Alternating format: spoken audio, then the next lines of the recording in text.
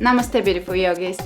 A few days ago I did a video on my healing journey, so I figured I'll follow this with something that I've been meaning to create for a long time, and just I can never get around to make those talking videos that require storytelling. But today is the day. You'll guess it from the title of this video. It's my vegan story. This type of video circulated on the internet a while ago, and I don't think they're trending anymore or anything like this, but it will just add a little bit more to the understanding of my story. And it's sometimes those stories are just inspiring, and they give you an idea of where you're at on your journey, why you want to do it, why you don't, anything of that nature. Anyways, I'll get into it because I didn't have a quick okay, I just became vegan one day type of journey. It was a little bit more complicated, and I will try to make it short, but obviously I have to go into how it happened. So around the age of 15 or 16, I think it was around the age of 15 is when I decided I'm going to stop eating meat. It was kind of like an internal process or an internal decision. I was a very strong-minded child and teenager. I just had a very, very strong mind, and things that I would decide, I would do them, and I would dare to break the norm, to not go with what is expected from me. So there wasn't anybody vegan or vegetarian at the time that I knew of. I didn't even know probably the word, as far as I know, but I decided at 15 that I will not eat meat. And the reason was I think the main reason was just because I did not feel that I just couldn't understand the concept of eating someone else. It was not adding up as a possibility in my head. It wasn't something that I could process consciously and understand it. It was just not a concept that could agree with me on any level. So that was the main reason.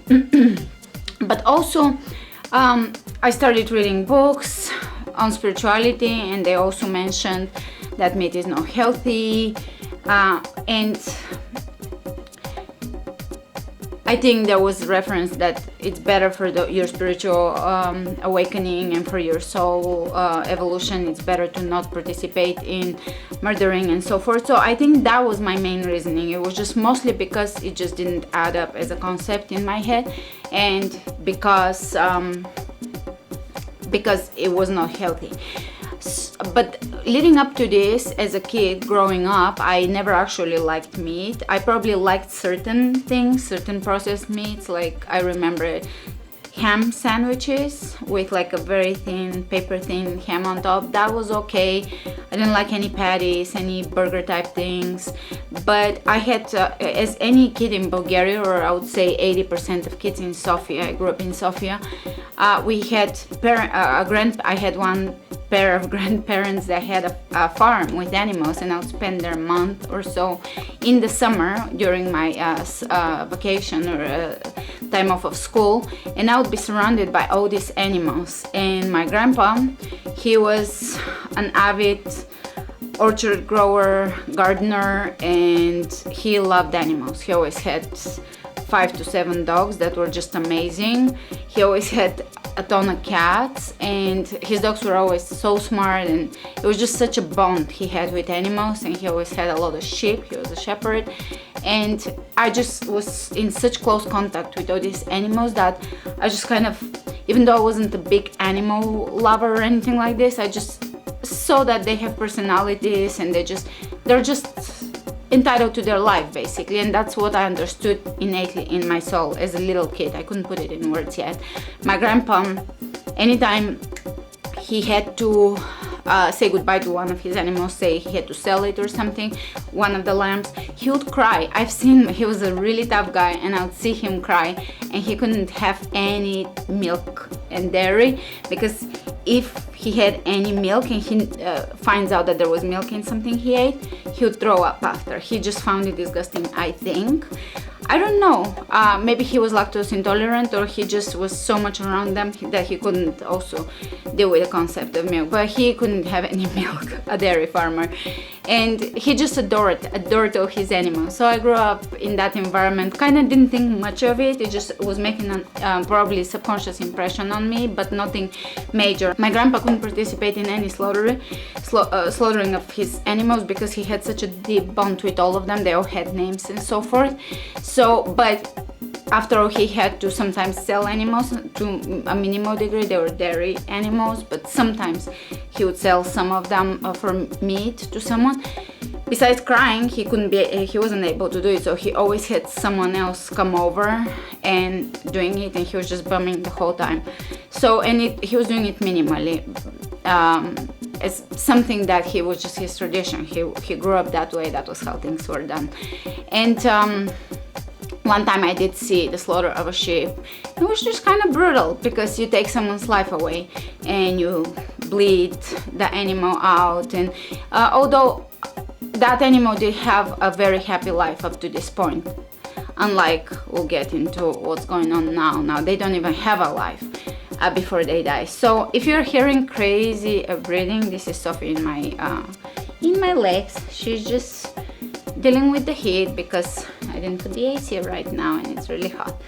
So and Sophie is my dog. For anybody new to my videos, there she is. Somehow there she is. We're in close contact with my little girl. And all right, back to my story. And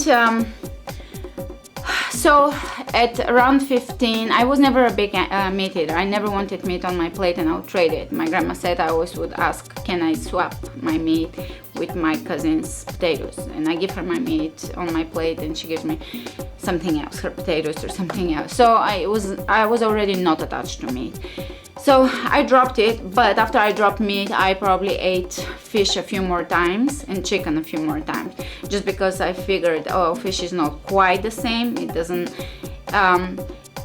have live birth and it doesn't breastfeed its babies, so it's a little bit different, right?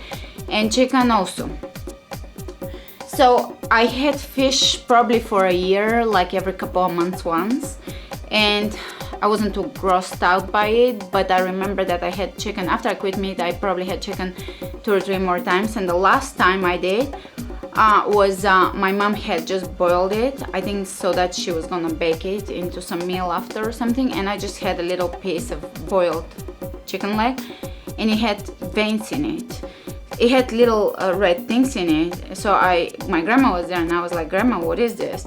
And she's like, well, it's a vein. And I remember my throat was closing up when I was trying to eat it. So that was the last time I ate chicken. It tasted disgusting because it tasted like antibiotics. Maybe it was a farm chicken, I'm not sure, farm raised chicken, but it did taste like what my antibiotics used to smell like. And so that was the last time I ate chicken. But leading up to this, to go back a little bit again in my story, I remember that because in Bulgaria sometimes in certain holidays there is all kinds of organ meats. I remember that there was like certain traditional dishes are made with liver or with kidney, and also I've seen people eat tongue or head or eyeballs and stuff like this. I've never eaten that, but those things started becoming it started becoming extremely difficult to deal with. Like as a child, I remember that I've had brains, right, when I was like 5, and I remember when I was 7 or 8, I started understanding what I'm having. And although earlier I had liked the taste because it tastes like pate, or I don't know how you call that, mashed pams thing, but I remember like I was probably 7 or something, and I'll have that thing that I remember being good tasting, and I'm like, oh my god, this doesn't taste good, and I'm just like having such trouble just having it. I couldn't, my clothes would close up on me. So that was that. I just didn't like the taste and I couldn't deal with the concept. It wasn't anything I could deal with. So at 15, I told my parents, that's it, I will never eat meat again. I told my best friends, and it took me probably to be 16 or 17 to stop the chicken that I was having once every few months, and the fish once. It wasn't often. So for me to actually declare, I would declare that no meat at all, I think it was probably 16, 17, between deciding no meat and no meat at all. And my best friend at the time also said, okay, I just told her this is my decision, I decided I won't eat meat ever again. And she's like, me neither, I'm joining you. I just told her what I'm doing and she just joined me, and my boyfriend at the time did the same.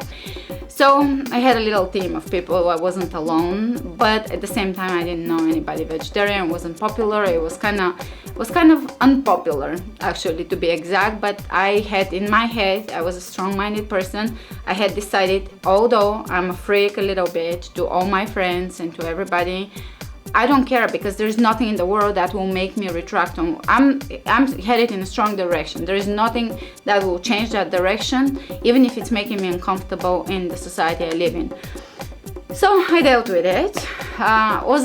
Wasn't fun, but I dealt with it. I was just way too different, right? But was never made fun of, or it was never anything. Just my own internal feeling that I'm just kind of standing out in the group of friends, although no one really made me feel bad about it. I kind of felt like I'm different, and because there was, I'm sure, judgment that I was feeling, although people were polite enough not to say a word, and also I don't think I was going to be nice about it if anybody was to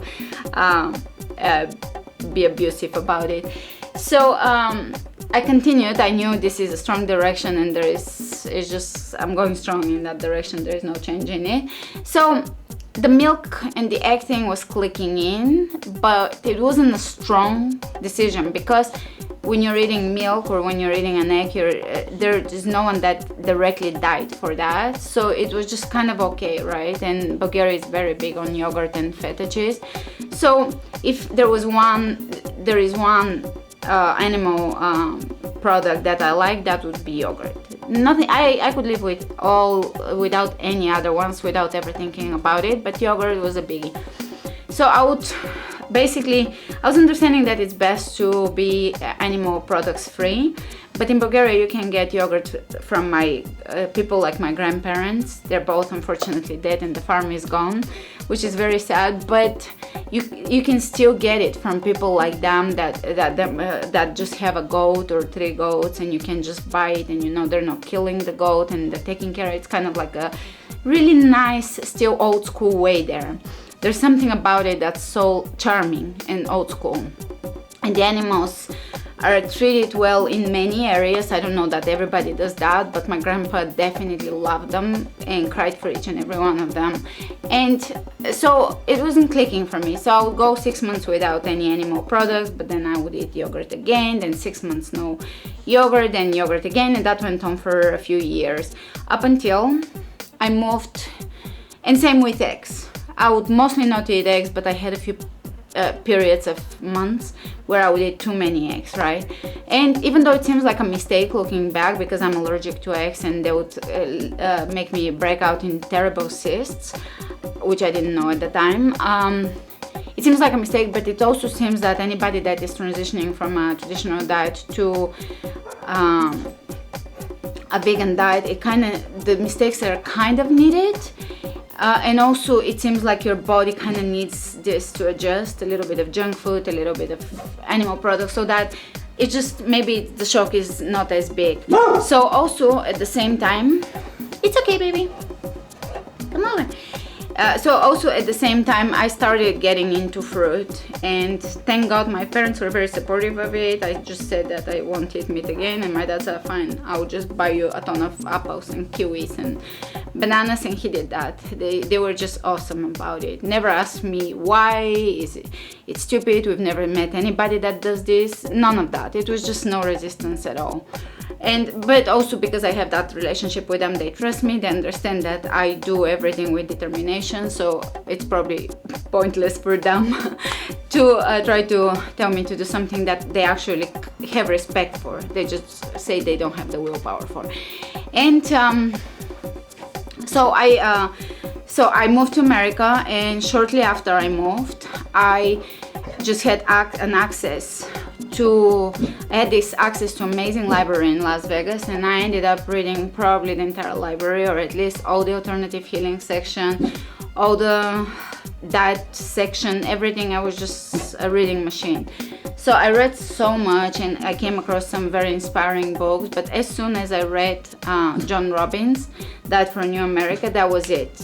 From that day on, I became vegan. And after that, I read another book. It was Gabriel Cousins' I don't remember the title of the book. If I remember it, I will link it below. It was long ago, but I think it affected me in a positive way. I read that book as well, and that's when I decided I would go raw. So I was 23, I want to say, probably at the end of 22, 23 years old. Maybe I wasn't even 23 yet, but around that time I became vegan, and shortly after, probably a month or two after, I became raw vegan. And I stayed raw vegan for quite a while. And although the book that I read by Gabriel Cousins was promoting low sugar and low carbs and all of that, I had already understood, because as I mentioned before, one of my really spiritual influences is Peter Danov, which is a Bulgarian philosopher and he wasn't a writer but a lecturer. He has thousands and thousands of lectures that are extremely profound once you get into them. He had already said some things that deeply affected me, that nothing is more that there is no food that is karma free, and it's more suited for humans than fruit. And if you look at fruit, you're not killing any part of the tree to harvest the fruit, right? You just pick an apple. Also, the way the tree is designing its fruit is, the tree designs its fruit in order to seduce you. Most fruit is easy to reach. It smells really amazing to humans. It looks amazing. It's appetizing. You don't need to cook it. You don't need utensils for most of them. We're really designed to love them. They're juicy. They're sweet. They appeal to our taste buds, to our eyes, visually, to our senses.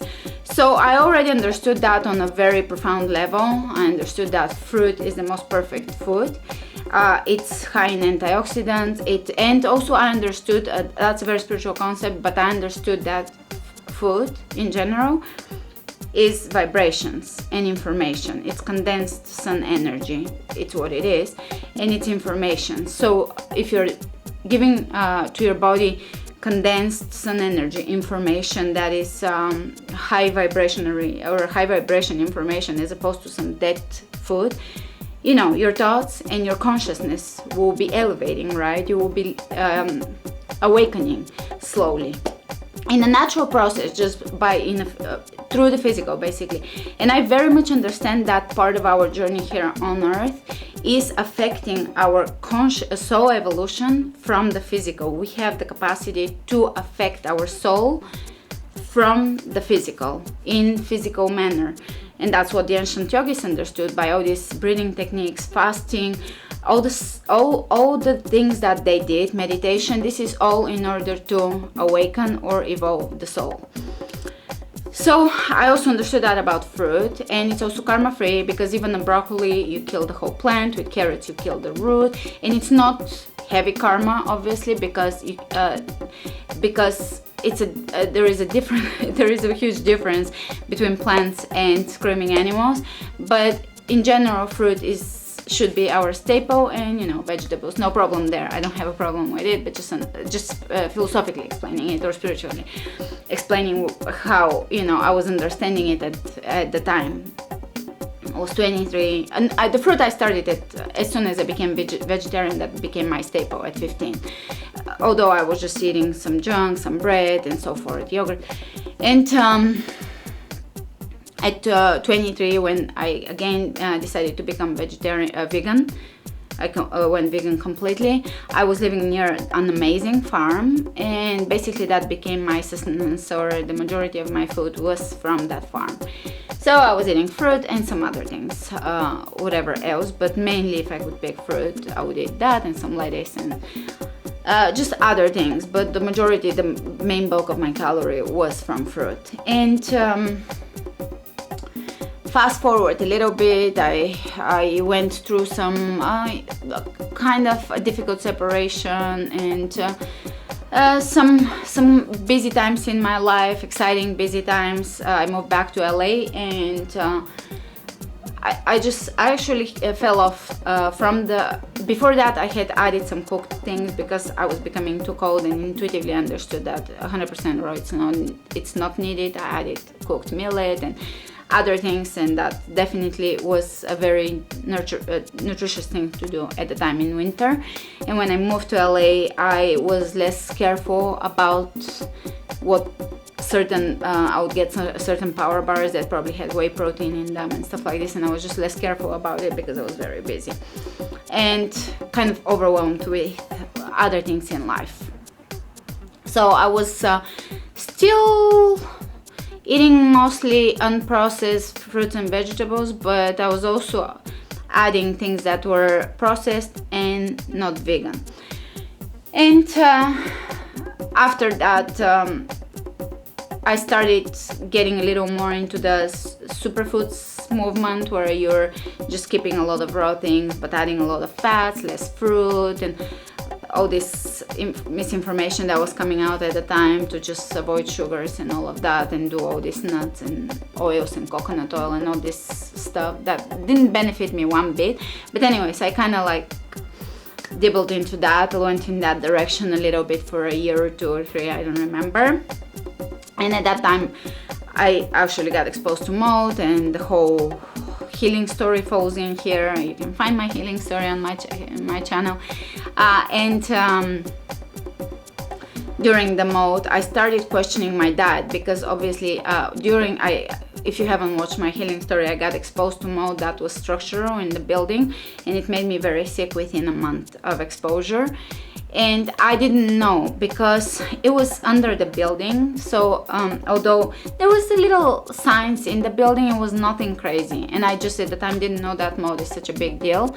And also I didn't see much mold. Maybe I saw one time on a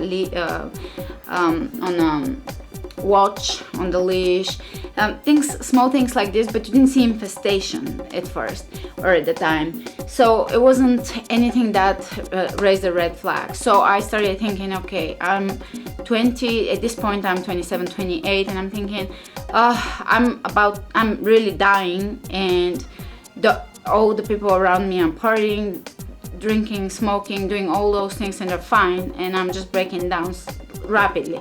So I started questioning everything I believe in, including my diet, because I didn't know what's causing it. I had no idea it's mold. I thought maybe a virus. I had no idea, but I started questioning my diet, which I think it's part of the spiritual process of awakening, is you always have to question your strongest beliefs. And I have gone through this many times in my life, not with diet. That's a whole nother story, but I have questioned all my most profound beliefs periodically. I would break them down because it's a process of a small death. It's called what it's called.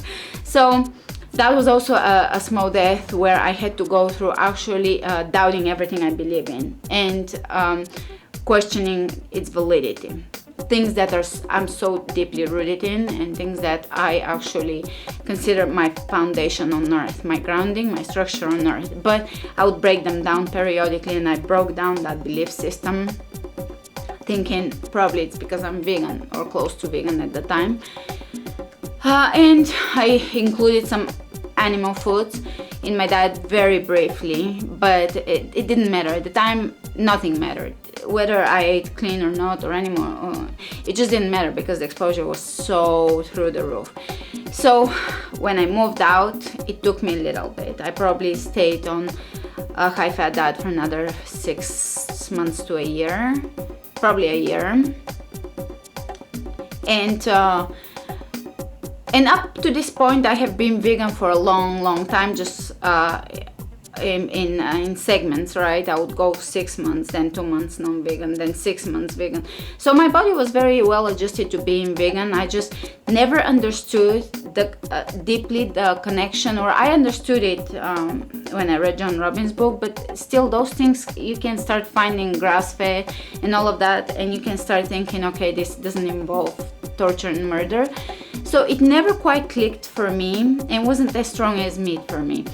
So after I moved out, I was still eating a lot of fat, mostly nuts and grains, and I wasn't getting any improvement, even though my diet was probably much better than anyone that I know of diet. That wasn't a good enough diet for detox and cleansing. It was good enough for a healthy person, but really nothing enough for someone that needs to heal. So I basically was smart enough to figure out I'm dropping all the supplements, everything, and I'm just gonna do fruit. And from there on, it was a spiral up healing journey with an amazing excitement and just inspiration. So basically it was another awakening. And that's also when it just kind of clicked stronger for me, the whole milk and animal cruelty connection, because most milk in the USA, even if it's grass-fed, it's coming from animals that are enslaved. And I don't mean those animals like my grandpa's animals, who actually love their lives just as much as Sophie loves hers. And I don't even mean all these Native American populations who hunt traditionally, because somehow I understand that kind of even nature is cruel. I get that. I'm not one of those vegans that think I can create a perfect world and I can be perfect and everything I do can be cruelty free. I understand that life doesn't work that way. My decision is to just not participate in direct cruelty and in the direct suffering of someone. So with the milk here in America, and at this point everywhere really, it's that a lot of these animals are actually more tortured than the meat animals, because what happens is the cows are artificially inseminated, which is a form of a rape. It's not pleasant. They do have a 9-month pregnancy process, and they bond deeply with their child. The child, if it's a male, is kind of cruelly snatched away, and usually the industry doesn't care for it. So even if it's left alive, they do grieve for each other for a long time. Cows have a capacity to feel pain and to grieve, and they bond with their child just like we do. And also the child is generally killed, and they don't kill them in a very nice way. I've seen it. I try never to watch footage, but if you see footage, it's just deeply disturbing of how the male cows are treated, and if they are let to grow up just a tiny bit, they go into the veal industry, which is a whole nother torturous story. So the milk industry is so profoundly disturbing. In a way, it's more cruel than the meat industry. So for me, that finally clicked in, and I understand it. There is no exceptions that I make. I'm generally very relaxed with my diet, but I don't make exceptions about dairy, just because if I go to a restaurant and something was snuck in that I absolutely didn't know about, and I find out later, I'll be okay with it, because you can't drive yourself crazy. That doesn't happen often, but it has happened through the years, probably once a year, or sometimes less, sometimes more. It has happened that I realized there was something in my food that was from an animal origin. That is okay. Just because I do my best, but I can't expect perfection of anything in life.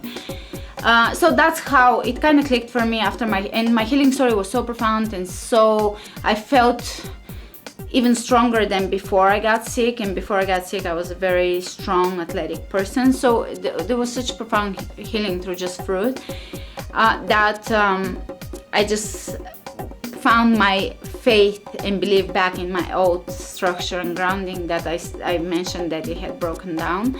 So it was a process of dying to be reborn again, and it was a beautiful process because it was also very inspiring.